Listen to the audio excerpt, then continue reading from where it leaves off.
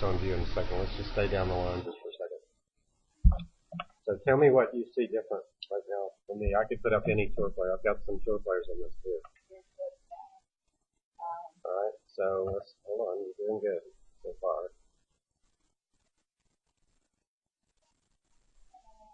What else? Oh shoot.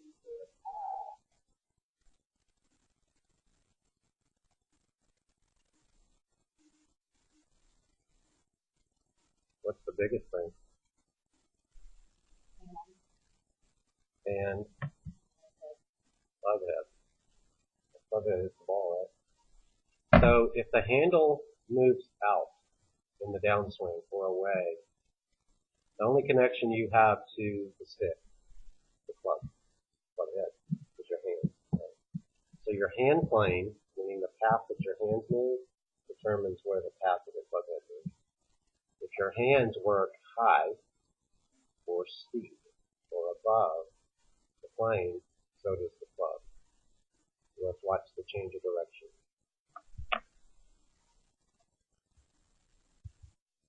We don't have to be perfect at the top. Let's just watch the path here. Now I'm hitting a 3/4 shot, but my swing isn't much longer than this.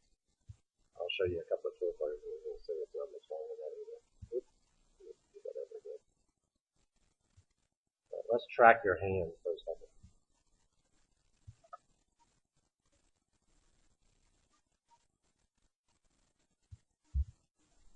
Sorry. I had a brain cramp.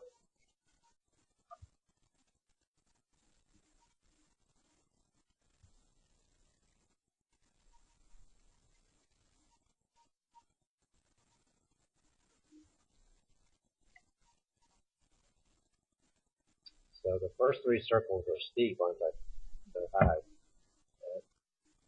Now the handle's got to work which way now? You got to hit the ball, don't you? And now which way is the handle moving? So you started here, and then it had to go back down this way to get to the ball. Otherwise you'd miss it, right? And so, what path are you on? You're slightly above the plane because of your hand plane. Now what's the cause of the effect?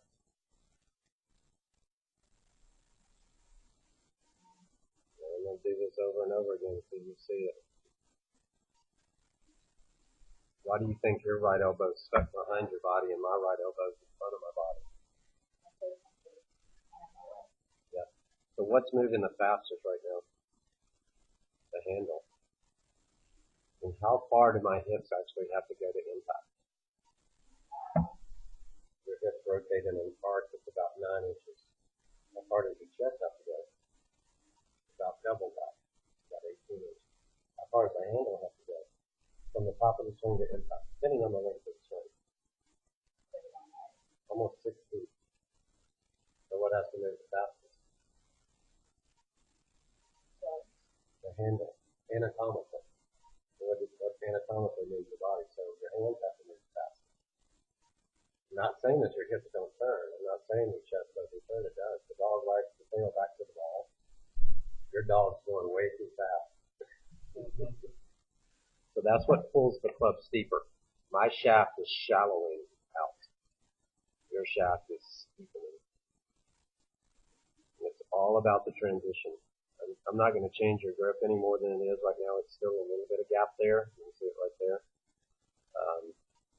So I still think that you need to work on that because that's what makes that gap between your thumb and your first finger right there causes the shaft to tip over and get longer. So you can see the separation in your fingers and your trigger finger right there.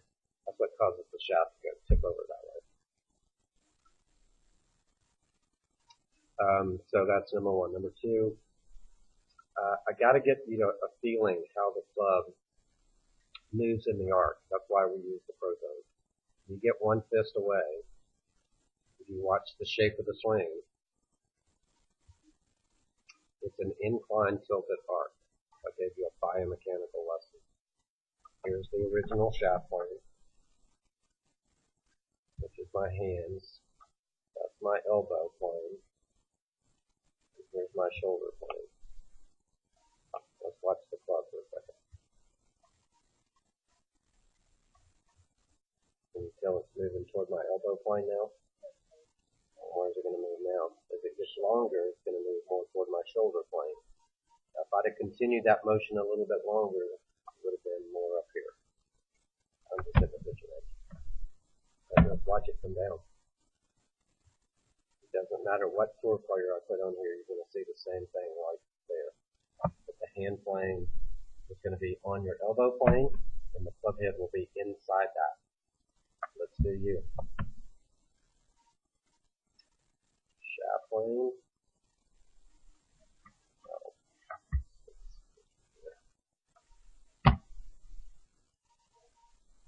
Elbow plane. Shoulder plane. Let's watch yours. Let's stop it right there. Where was I right there? Just talking about backswing.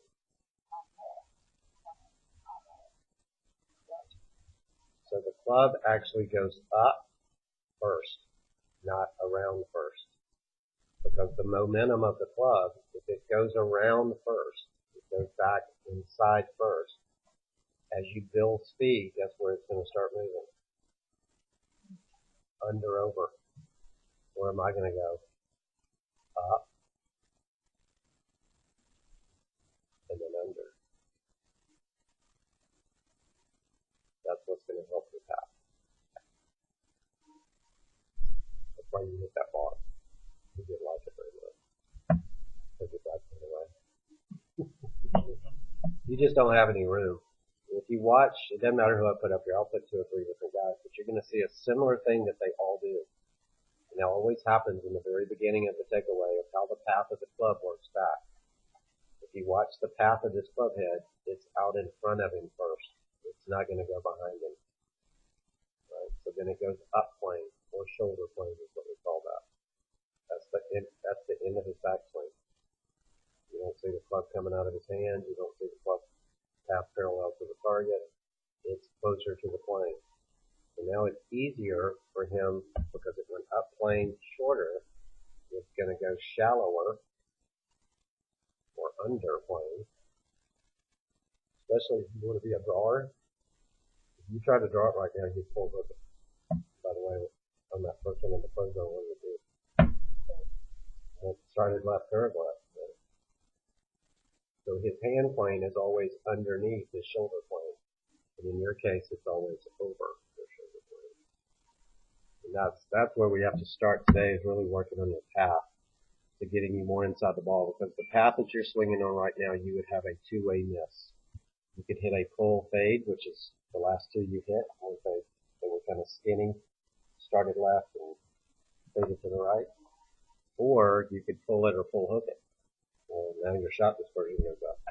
So your timing has to be really good with your hands to do with what you're doing. You can find it again. I think it's 360. Hold on 1 second. So I want to show you from the face-on view too what your legs are doing.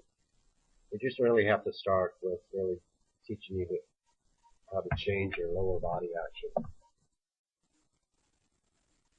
I'll show you 2 face-ons. That move right there is what we call a death move with your hips. When you move that far lateral, how far is your left hip moving lateral?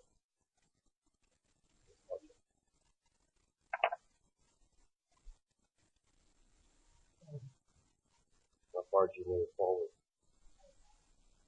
Pretty good bit, right? So when you get that far lateral, it pulls that back foot and that back knee in. See how your arms are stuck into the body now? You don't have any room to swing. So now you got to throw the head. That's the only way you can get to the ball. So we used to do a little drill where we'd stick to the center. We don't have this top set up with a stick. It's a line stick in your hand, just on that side of the hip. And you swing up against it. You think that would work for? It's okay. Our little simple. It's an okay drill. I've got a couple that's better than that one. Something simple. We like simple. We gotta have simple. I like something simple too. But drill I'm getting ready to give you is going to be pretty simple. Because if you don't do it right, you're going to be in pain. So you can watch his hips through impact because he's moved so lateral and his legs have outraced his body. All he can do is dump the head and watch his hips. They're not doing anything through impact. They're actually recoiling backwards. Yeah, so you're getting all that distance with this army swing, right? So if you get your rear end into it, that's a little bit better. I bet you it'll go a long way. Not only a long ways, I don't want to just focus on long, I want to focus on straight too. But all of these guys, they keep their lower body quieter in transition. You don't see them leave that back foot route. They leave the back foot late. Got it. Yeah. So you've got to give your arms a chance to get back in front of you before you explode with your hips. And his foot is where when he hits it. He's still turning. In fact, he's going to really turn now. Watch it from the other angle. You don't see there is left motion. There's no question about that. They all move left. There's always a shift. But it's not nearly as much as you go left. So his right foot's still on the ground. His arms are now in front of him. Now he can turn as fast. In fact, he's going to turn as fast as he can. So, and I see this with a lot of juniors, especially when they're younger and as they get older. If you were, how old are you? When you were 8 and 9, I'd probably let you do that, probably until you were about 10 and a half. About 11, you'd have to change it. Because it does help you with distance when you're younger, when you're not strong enough. You don't have an issue with being strong enough anymore. You're just losing your efficiency a little bit. I'm not saying I don't want you to get stronger, because I do.